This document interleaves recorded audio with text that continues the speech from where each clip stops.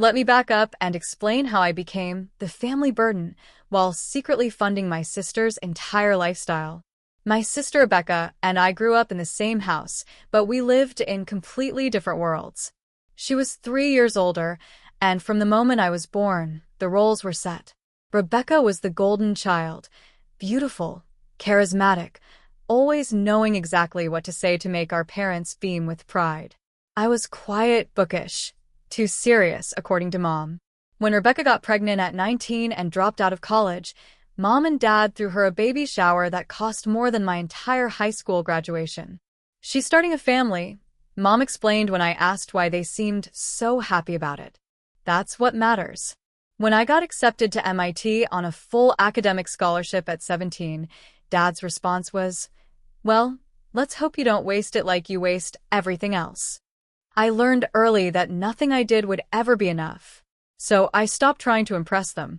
I focused on school, graduated top of my class, and took a software engineering position at a defense contractor in Virginia. I was 21 years old, making $95,000 a year, and my family had no idea because they never asked. Rebecca, meanwhile, married Josh, a nice enough guy who bounced between sales jobs and got laid off every 18 months like clockwork. They had 2 more kids. Mom and Dad helped them buy a house with a down payment gift of $40,000. They threw elaborate birthday parties for Rebecca's children. They posted constantly on Facebook about our brilliant daughter and her beautiful family. I wasn't in any of those photos. The call came 3 months after I started my job. Rebecca, her voice shaking with tears. "Emma, I don't know what to do. Josh lost his job again. We're going to lose the house. The mortgage is due in 5 days and we don't have it. Mom and Dad already helped with the down payment. I can't ask them again. They'll be so disappointed." I was 21 years old, living in a studio apartment, eating ramen most nights to build my savings. But I heard my sister crying, and despite everything, she was still my sister. "How much?" I asked. $2,800. I sent the wire transfer that afternoon. Rebecca cried with relief. "You saved us, Emma. I'll pay you back next month when Josh gets his new position. I promise." She never paid me back. But the next month she called again. And the month after that. And somewhere around month 6, the calls stopped being apologetic. They became expected. Then entitled. "Emma, I need the mortgage payment. Emma, the car payment is due. Emma, Maddie needs braces. Can you send 4,000? I sent every single payment. I told myself I was helping my nieces and nephew, that it wasn't their fault their parents were financially irresponsible, that family helps family. What I didn't realize was that Rebecca was telling our parents a very different story. While I was sending my sister thousands of dollars every month, my career was quietly exploding. The defense contractor work led to a cybersecurity consulting position. That led to a senior engineering role at a major tech company. By 25, I was making $240,000 a year. By 27, I was recruited to lead security architecture for a fintech startup. We went public when I was 28. My stock options were suddenly worth $3.7 million. I didn't tell my family. Why would I? They'd never once asked about my work. When forced to acknowledge my existence at family gatherings, Mom would say, "Emma does something with computers." In the same tone you'd say, "Emma collects trash for a living."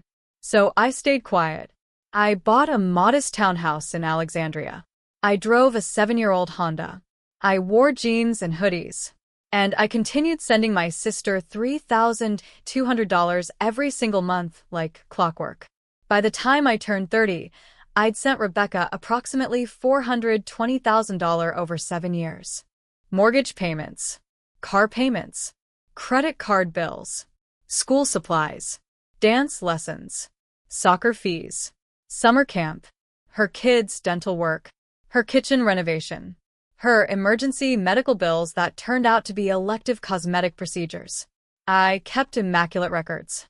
Every wire transfer, every payment confirmation, every text message where she promised to pay me back soon. I wasn't keeping records to use against her. I was keeping them because I'm an engineer. Documentation is what I do. But then something happened that changed everything.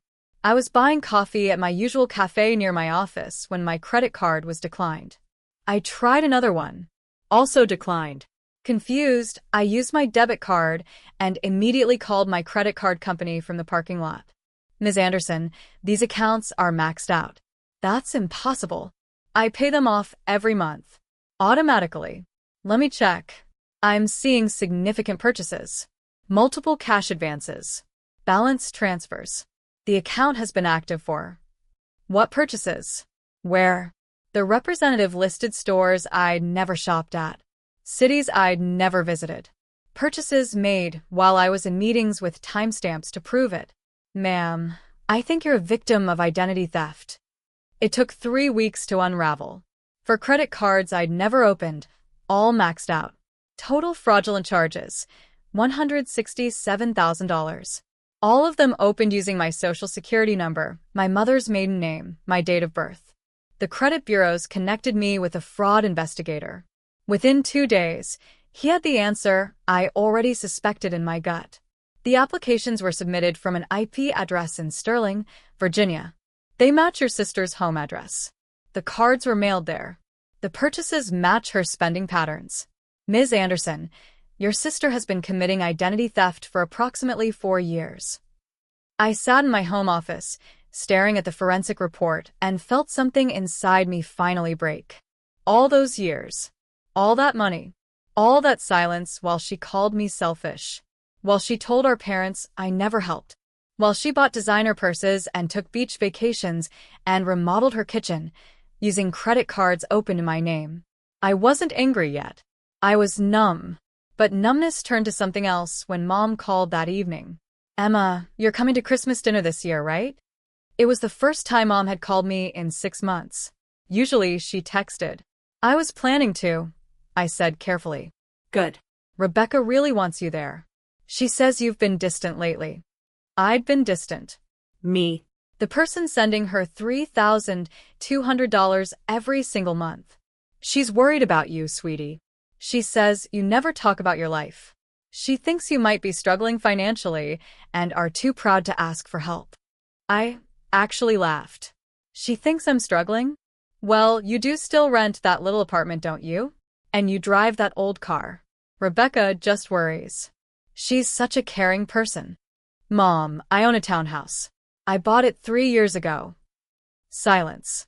Then, you never told us that. You never asked. More silence. Well. Anyway, Christmas is at Rebecca's. 4 o'clock. Try to dress nicely, okay? Josh's parents will be there and Rebecca wants to make a good impression. She hung up before I could respond. I sat there holding my phone, looking at the forensic report on my desk. And that's when I made my decision. I was going to Christmas dinner. But I wasn't going alone. I spent the next 3 weeks preparing. Not for revenge. I told myself it wasn't revenge. Just truth. Just documentation. Just making sure that when the moment came, I would have evidence that couldn't be denied or explained away. I hired a forensic accountant named Marcus Chen who specialized in family financial disputes. He compiled everything into a comprehensive report. Asterisk 7 years of wire transfers totaling $420,000. Asterisk detailed breakdown mortgage, $235,200. Car payments, $84,000. Utilities, $28,000. Insurance, $21,000. Miscellaneous, $51,800. Asterisk timeline showing when payments started. Asterisk text messages where Rebecca acknowledged the loans and promised repayment. Asterisk evidence that during this same period, Rebecca and Josh took 3 cruises, bought a boat, and remodeled their kitchen. Then Marcus compiled the fraud evidence. Asterisk 4 credit cards fraudulently opened in my name. Asterisk total fraudulent charges, $167,000. Asterisk IP address evidence. Asterisk purchase locations matching Rebecca's known shopping patterns. Asterisk transaction dates correlating with her social media posts. Asterisk 3 witness statements from credit card companies confirming fraud. This is one of the clearest cases of family financial fraud I've seen, Marcus told me. Your sister faces serious federal charges. Identity theft, mail fraud, wire fraud. We're talking 5 to 7 years minimum. I don't want her to go to prison, I said quietly. I just want the truth to come out. Marcus looked at me with something like pity. Ms. Anderson, with respect, she's been committing federal crimes against you for years while accepting your financial support, while calling you a burden. The truth coming out means she faces consequences. I nodded slowly. I know. Rebecca's house looked like a magazine spread. White lights everywhere. Perfectly decorated tree. Dining table set for 12 with expensive china I recognized because I'd paid for it when she said they desperately needed new dishes for entertaining. I arrived exactly at 4 o'clock. Marcus arrived separately at 4:30, as planned. He'd enter as if he'd gotten lost and needed directions, a cover that would allow him to be present but not suspicious. Mom hugged me at the door. Emma, you're here. And you brought a briefcase? Just some documents I need to review later, I said casually. Rebecca swept into the foyer, looking stunning in a cashmere dress that probably cost $400. Emma, I'm so glad you came. She hugged me, and I felt sick. This woman had been robbing me for years. Dad was in the living room with Josh and Josh's parents. Everyone was drinking wine and laughing. The kids were upstairs playing video games. Emma does computers, I heard Mom explaining to Josh's mother. Some kind of IT thing. She's very focused on her career. The dinner itself was elaborate. Roasted turkey, 3 kinds of potatoes, homemade rolls, for different desserts. Rebecca glowed as everyone praised her cooking and her hosting skills. You're such an amazing homemaker, Josh's mother gushed. This house, these kids, this meal, you really have it all. Rebecca smiled modestly. We've been very blessed. I cut my turkey into smaller and smaller pieces. Then Rebecca stood up to make a toast. I just want to say, Rebecca began, wine glass raised, how grateful I am for this beautiful family. Josh's parents for being so wonderful. Mom and Dad for always supporting us. Josh for being an amazing provider and father. She looked directly at me. And I guess I should acknowledge Emma too. My little sister, who, well, we're glad she could take time from her busy life to join us. A few awkward chuckles. Rebecca continued, her voice taking on a pointed edge. You know, Emma, I've been meaning to talk to you. Mom and I are worried. You've been so distant lately. You never help with family events. You never offer to babysit. You never contribute to anything. My fork stopped halfway to my mouth. I mean, I know you're focused on your career and all, but family should come first. Don't you think? Dad nodded. Your sister's right, Emma. Family helps family. Rebecca and Josh do so much for everyone. You could learn from their generosity. I set down my fork carefully. Their generosity. Yes, Mom jumped in. Rebecca is always hosting holidays, always thinking of others. While you're very independent, which is fine, but sometimes it comes across as selfish. The word hung in the air. Selfish. I looked around the table. Josh's parents looked uncomfortable. Josh was staring at his plate. Rebecca was watching me with a small, satisfied smile. And that's when I heard it. The doorbell. Oh, that must be Marcus, I said calmly, standing up. Rebecca frowned. Who? The forensic accountant I hired. He has some documents to share with everyone. The room went completely silent. Marcus Chen entered with his professional briefcase and warm smile. Good evening, everyone. I apologize for the interruption during your holiday meal. My name is Marcus Chen, and I'm a certified forensic accountant. Ms. Anderson hired me to compile some financial documentation that she believes her family should see. Emma, what is this? Mom demanded. I opened my briefcase and pulled out the first folder. My hands were surprisingly steady. You all seem to have opinions about my selfishness, about how I never help this family, about how I'm distant and don't contribute. I placed the folder in the center of the table. So, I thought it was time you knew the truth. I opened the folder to the first page. A spreadsheet. 84 rows. This is a record of every wire transfer I've made to Rebecca over the past 7 years. Every single month. Without fail. While I was called selfish, I was sending my sister an average of $3,200 per month. Rebecca's face had gone pale. Emma? Let me break it down. I continued, my voice level.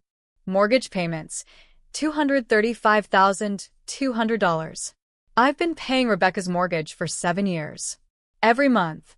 Because Josh keeps losing his job. Josh's face turned red. His parents stared at him in shock. Car payments, $84,000. For both cars. Rebecca's Audi and Josh's truck. Utilities, insurance, and other bills, $49,000. Children's expenses including tuition, sports, dance lessons, braces, and summer camp, $51,800. I looked directly at my sister. Total, $420,000. $420,000 over 7 years. Dad's mouth was hanging open. That's not possible. It's all documented, Marcus said smoothly, pulling out his own copies.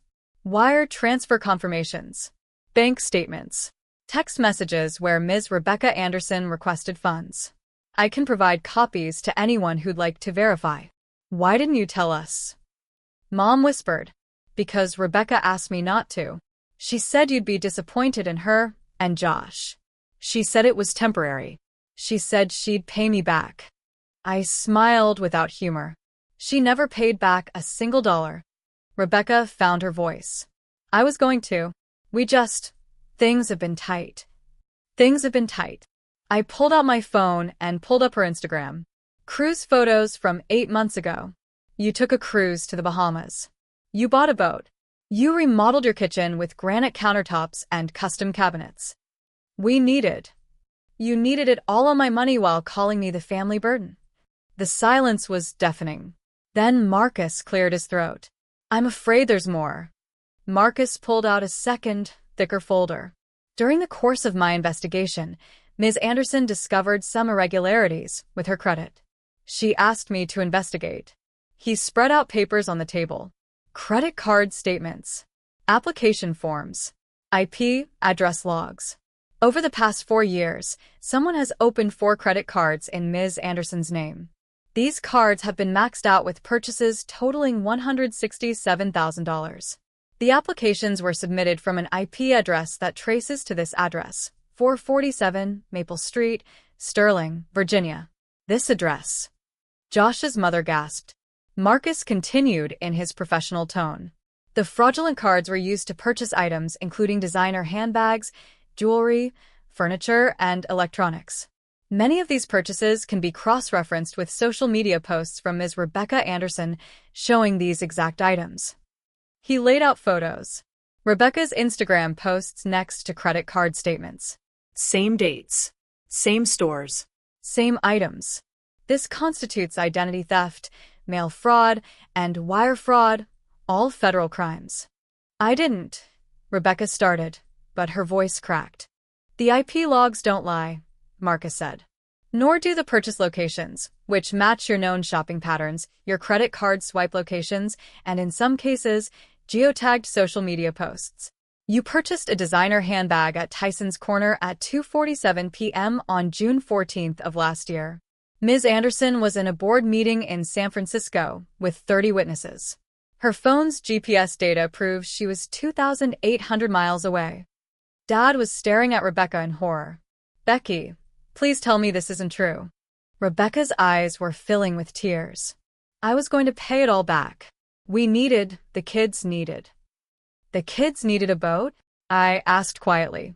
They needed a cruise? They needed you to have a Prada purse? You have so much money, Rebecca suddenly shouted, standing up. You work for some tech company making probably 6 figures, and you live in a tiny townhouse and drive a piece of crap car. You don't even use your money. You're just hoarding it while we struggle. I was giving it to you, I said. Every month. For 7 years. While you committed crimes using my identity. While you destroyed my credit score. While you called me selfish in front of our entire family. Mom was crying now. Emma, honey, we didn't know. You didn't know because you never asked. You assumed. You assumed I was struggling. You assumed I was distant and cold. You assumed Rebecca was the generous one because she hosts holidays with my money. You assumed I was the burden while I was carrying this entire family. I stood up and closed my briefcase. Marcus has filed all necessary paperwork with the credit bureaus to report the fraud. He's also prepared a criminal complaint to file with the FBI. The FBI? Rebecca's voice was barely a whisper. Identity theft is a federal crime, Ms. Anderson, Marcus said. We can file the complaint, or your sister can choose not to. That's her decision. Everyone looked at me. I looked at my sister. Really looked at her. I saw the woman who used to braid my hair when I was little. Who taught me how to ride a bike. Who protected me from bullies in middle school. I also saw the woman who spent 7 years using me, stealing from me, and convincing our family I was the problem. I'm not filing the criminal complaint, I said finally. Rebecca's whole body sagged with relief. But I continued. I am ending all financial support immediately. No more mortgage payments. No more car payments. No more anything. And you're going to work out a payment plan with Marcus to repay the $167,000 in fraudulent charges. If you miss a single payment, or if I discover any additional fraud, the criminal complaint gets filed immediately. How are we supposed to pay our mortgage? Josh asked desperately. The same way everyone else does. With your jobs. With your income. By living within your actual means instead of mine. I looked at my parents. I'm also done with family holidays where I'm treated like a burden while funding the entire operation. If you want a relationship with me, it starts with acknowledging reality. I'm not the failure. I'm not the selfish one. I'm the person who's been holding this family together while being told I'm tearing it apart. Mom reached for me. Emma, please. I need time, I said, to figure out if I even want to repair this. Because right now, I feel like I've been funding my own abuse for 7 years. I walked to the door. Marcus followed. Behind me, I heard Rebecca start to sob. Josh's parents were asking quiet, sharp questions. Dad was saying something about, how could we not know? I paused at the door and turned back one last time. For what it's worth, Rebecca, I would have kept helping you if you'd just been honest. If you treated me with basic respect. If you'd acknowledged what I was doing instead of calling me a burden. You didn't have to commit fraud. You didn't have to lie to everyone. You just had to be honest. I'm sorry, Rebecca whispered. I know, I said. But sorry doesn't pay back $420,000. Sorry doesn't repair 7 years of destroyed credit.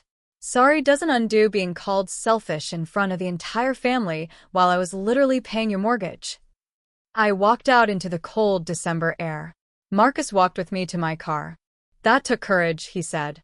It took 7 years of documentation, I replied. He smiled slightly. I meant not filing the criminal complaint. A lot of people in your position would have. She's still my sister, despite everything. Family's complicated. Family's expensive, I corrected. The first week was silent. No calls. No texts. Nothing. The second week, I got an email from Dad. Subject line. We owe you an apology. It was long. It was detailed. It acknowledged every assumption they'd made, every dismissive comment, every time they'd praised Rebecca while ignoring me. He ended with, we failed you as parents. I don't know if you can forgive us, but I hope you'll let us try to do better. I didn't respond immediately. I needed time. Week 3, I got a text from Rebecca. I started working with Marcus on the payment plan. I got a job at a dental office. Josh is working 2 jobs. We're selling the boat. I'm so sorry, Emma, for everything. I responded, I hope it works out. Nothing more. I wasn't ready for more. By week 4, I got a surprising call. Josh's mother. Ms. Anderson? This is Patricia Wells. I wanted to thank you. I was confused. Thank me? My son has been coasting his entire adult life, blaming his job losses on everyone but himself. Using your generosity as a cushion while never taking responsibility. You forcing them to face reality. It's the wake-up call they needed. Josh has been working harder these past 3 weeks than I've seen in years. So, thank you. Truly.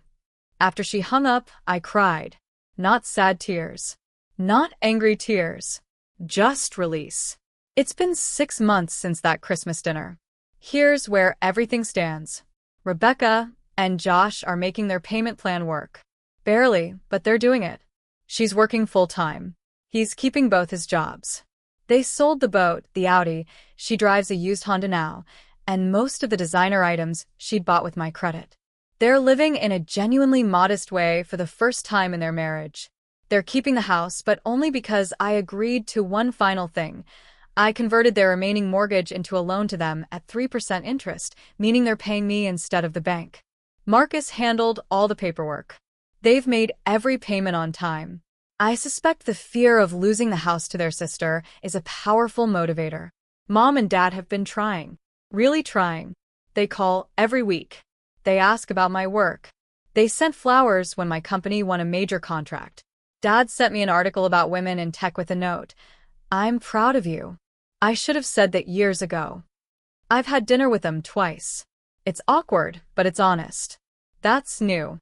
Rebecca and I have exchanged maybe a dozen texts. She doesn't call because she knows I'm not ready. Her last text was a photo of her kids doing homework at the kitchen table with the caption, teaching them to be responsible with money. Starting young. I appreciated that. As for me, I'm working with a therapist on what she calls financial codependency and scapegoat syndrome. Apparently, being the family's secret ATM while being blamed for being selfish is a pretty common pattern. Who knew? I'm also learning to spend money on myself. I bought a new car, a Tesla Model 3. I booked a trip to Japan. I'm renovating my townhouse. It feels strange, spending money on myself after years of sending it to my sister. But my therapist says it's healthy. You are funding her life while putting yours on hold, she explained. That's not generosity. That's self-erasure. She's probably right. Here's what I've learned. The people who call you a burden are often the ones you're carrying. For 7 years, I was told I was selfish, distant, and unhelpful. While I was paying someone else's mortgage. While I was funding someone else's lifestyle. While I was being stolen from. The truth is, I wasn't the burden. I was the foundation. And the moment I stopped being their foundation, their entire life collapsed, not because I was cruel, but because they built everything on someone else's back while complaining about the weight. My sister called me the family burden at Christmas dinner. In front of everyone. While living in a house I'd paid for, driving a car I'd paid for, feeding kids I'd helped support. The irony would be funny if it didn't hurt so much. But here's what I know now. Documentation is power. Truth is power. And sometimes the most loving thing you can do is stop enabling someone's denial and force them to face reality. I don't know if my family and I will ever be truly close again. I don't know if Rebecca will ever fully understand the magnitude of what she did. I don't know if my parents will ever really see me instead of the idea they had of me. But I know this. I'm not the burden. I never was. And I'm finally free. Last week, I got a letter in the mail. Rebecca's handwriting. Inside was a check for $3,200, 1 month's mortgage payment. And a note. This is the first of many. It'll take me years to repay you. Maybe decades. But I will. Not because Marcus's payment plan forces me to, but because you deserved better than what I gave you. You deserved a sister who appreciated you. Who thanked you. Who saw you. I'm sorry it took losing everything to finally see what you'd been giving all along. Love, Rebecca. P.S. Maddie asked why we don't see Aunt Emma anymore. I told her the truth, that I hurt you, and you need time. She made you a card anyway. It's enclosed. The card was a crayon drawing of 2 stick figures holding hands. One tall, one short. The caption in a child's handwriting. I miss you, Aunt Emma. I'm sorry my mom was mean. I called Rebecca that night. Thank you for the letter, I said. And tell Maddie I loved her card. She'll be so happy. Rebecca's voice was thick with emotion. Emma, I know, I said. I'm not ready for more yet. But this is a start. A start is more than I deserve. Probably, I agreed. But it's what I'm willing to give. We hung up. I put Maddie's card on my refrigerator. Maybe someday I'll be ready to be Aunt Emma again. Maybe someday I'll attend another family Christmas. But for now, I'm content being Emma. Just Emma. The woman who learned she was never a burden. She was just surrounded by people who couldn't carry their own weight. And that's their problem. Not mine. Not anymore.